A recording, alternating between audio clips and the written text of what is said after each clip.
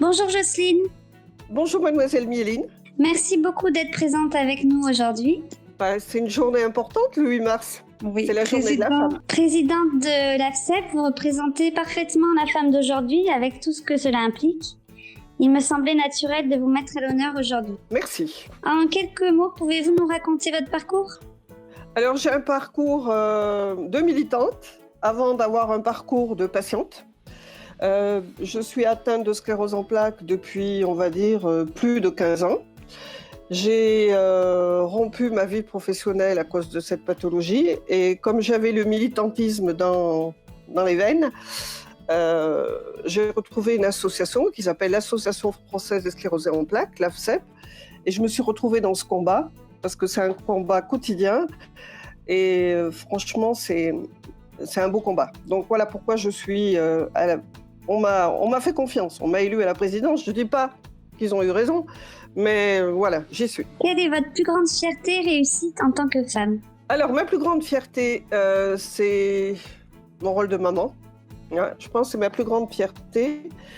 Après, ma seconde fierté, je veux dire, c'est d'être entourée de sœurs, donc de femmes, d'être entourée de nièces, d'être entourée d'amis, de femmes avec... je croise énormément de monde tous les jours et sincèrement, c'est un monde très riche. Et je pense que suite au combat que les femmes ont mené depuis des années, on se retrouve dans ce combat, mais il ne faut pas lâcher. Il ne faut pas le lâcher parce que c'est en ce moment que tout va se passer. Comment pensez-vous que l'on peut faire évoluer les choses, les mentalités ? Alors, évoluer les mentalités, il y a un gros travail. Je pense que le militantisme, il est soit politique, soit dans le monde associatif, tel que le mien. En fait, il ne faut pas avoir la langue de bois. Il faut oser dire ce qui va et ce qui ne va pas. Ce qui ne va pas actuellement, c'est la prise en charge de la vie à domicile et dans les établissements pour les personnes atteintes de maladies, quelles qu'elles soient. Toutes les maladies, la prise en charge n'est pas suffisante. Pourquoi ? Parce qu'on met en avant les problématiques financières. Il faut savoir que certaines personnes ne peuvent pas être prises en charge correctement faute de moyens financiers. Et je pense que tous les combats qu'ont menés les femmes auparavant depuis plus de 50 ans, plus de 60 ans, elles seraient là à l'heure actuelle, elles diraient « Tu sais parler toi, mais que fais-tu » Alors qu'est-ce qu'on doit faire ? C'est s'instaurer dans les commissions des financeurs, des politiques, en leur disant « Stop, donnez-nous les moyens financiers ». Parce que sans moyens financiers, on crée de l'inégalité sur les territoires. Pourquoi une personne avec une petite retraite ira dans une EHPAD classique et pourquoi quelqu'un avec une grosse retraite ira dans une EHPAD un peu plus jolie ? Ce n'est pas normal tout ça. Il faut arrêter de créer des leurres avec des fausses vitrines, des fausses devantures, d'épiceries, de coiffeurs. On finit d'entretenir les personnes malades dans le noir, dans l'absolu. C'est pas ça, il faut capter les moments. Les personnes qui sont malades, il faut capter les moments.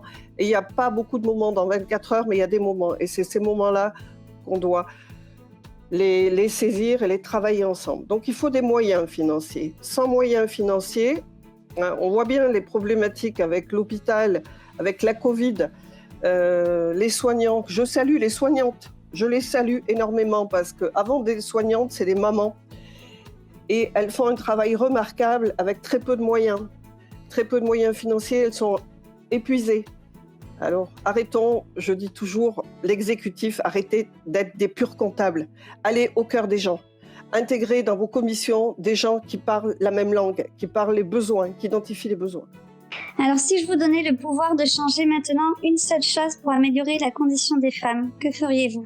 Alors, forcément, étant femme, j'ai un peu un parcours de féministe, bien évidemment. Mais quand je parle à mon nom de présidente d'association de maladies neuroévolutives, je parle aussi, je ne devrais pas le dire, mais je parle aussi pour les hommes malades, forcément, parce qu'il n'y a pas que des femmes qui sont atteintes de sclérose en plaques, il y a des hommes, des enfants. Ce que je voudrais changer, c'est qu'on ait les moyens, qu'on arrête de comptabiliser à l'euro près. Ça serait une satisfaction, qu'on nous donne les moyens d'accompagner les gens. Vous savez, c'est des maladies, mademoiselle Mieline, vous connaissez cette maladie, c'est des maladies qui sont épuisantes, qui sont longues, qui flanquent les gens du jour au lendemain par terre. Et les gens, ils se relèvent comment ? Ils se relèvent grâce à une association de patients qui est là au quotidien. Donc j'en profite pour saluer 2 femmes exemplaires dans l'Association française des sclérosés en plaques qui ont créé quand même 2 établissements de santé avec personnes spécifiques, un à Rion-Esmontagne, Geneviève Champsort, et Madame Cherquefosse dans la région parisienne. Elles ont été présidentes, je les salue, je sais qu'elles ont fait un travail remarquable avec les moyens qu'elles avaient, et je m'aperçois qu'en 2022, on a à peu près encore les mêmes moyens, donc ce n'est pas tolérable. Ouais, ce n'est pas tolérable. Quelles sont les femmes qui vous inspirent? Alors les femmes qui m'inspirent, c'est les femmes qui vont au combat. C'est celles qui osent pas descendre forcément dans la rue, hein, parce qu'on n'est plus en 14-18 où on descend dans la rue, on brandit des... Non, c'est les femmes qui osent s'exprimer sur des plateaux télé, qui osent s'exprimer à la presse, qui osent s'exprimer dans des commissions techniques, qui osent s'exprimer à l'Assemblée nationale, qui osent s'exprimer au Sénat, qui osent s'exprimer aux financeurs et qui sensibilisent au quotidien. Voilà. Alors, il n'y a pas une femme plus particulière qu'une autre. Moi, j'adore des femmes qui vont au combat, qui peuvent être, par exemple, ministre de la Santé en 2000 et ministre de la Culture en 2010. Je veux dire, c'est des femmes qui ont cette notion de combat, cette notion de plaisir, de faire des plaidoyers. Voilà, c'est ça le plaidoyer. C'est faire un plaidoyer, c'est demander quelque chose, mais quand on fait le plaidoyer, c'est apporter la solution pour ce besoin. Voilà, c'est identifier le besoin, mais avoir la solution. Voilà. Et on a la solution à la FCEP, on l'a. Quel message d'espoir donneriez-vous à toutes les femmes? Chapeau toutes les mamans, chapeau toutes les femmes qui sont malades, chapeau toutes les femmes qui au quotidien sont chez elles, qui subissent des fois de la violence, de la pression professionnelle. Ne perdez jamais courage. Ne perdez jamais courage. Bon, il y a des jours, c'est pas simple, c'est compliqué, on a envie de baisser les bras, mais je veux dire, on les baisse pas. Alors, moi, je voudrais quand même, comme c'est la journée des femmes, dédier quand même ce témoignage à maman. Voilà, parce qu'elle m'a donné, elle m'a élevée dans le respect, dans l'amour, et je pense que si j'en suis là, c'est un peu grâce à elle. Je voulais lui dire merci. Eh ben, merci beaucoup, Jocelyne, pour votre témoignage. Eh ben, mademoiselle Mieline, merci à vous. Je sais que vous faites un travail remarquable. Vous êtes sur les réseaux, vous occupez l'espace, et j'ai des remontées très, très positives de vos actions sur le terrain. Et encore, j'en profite juste pour faire un clin d'œil.